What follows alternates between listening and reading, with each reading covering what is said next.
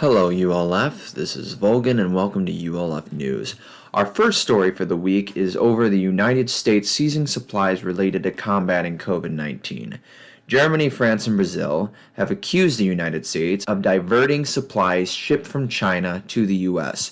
Barbados has accused the country of blocking the export of 20 ventilators donated to the island.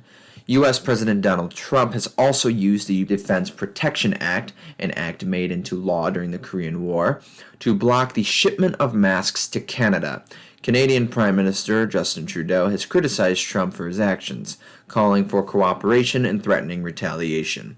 At home, the federal government has been seizing supplies and equipment without giving doctors any information behind the action.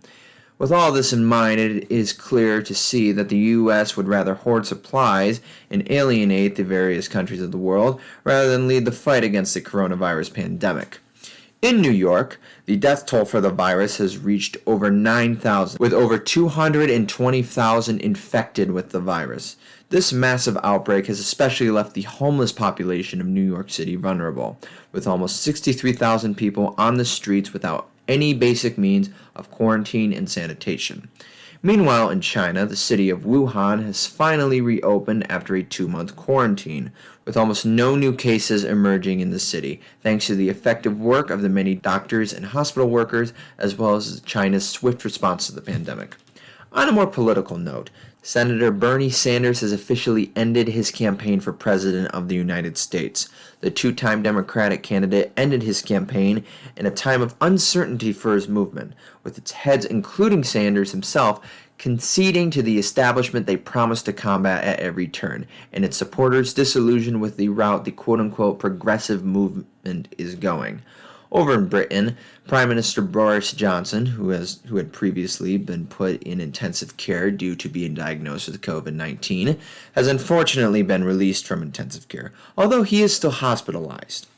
Meanwhile, the British Labour Party has selected Keir Starmer as the new Labour Party leader, promising an end to the impossible demands in party unity, invoking similar rhetoric to former Prime Minister Tony Blair, known for leading Labour's neoliberal shift in the 2000s.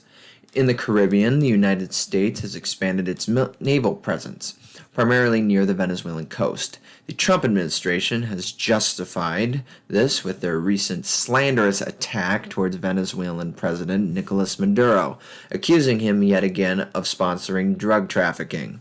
With this in mind, given the situation around the world, it must be asked why the U.S. would waste resources trying to overthrow a rival government, rather than aiding both their people and the people of the world during this pandemic.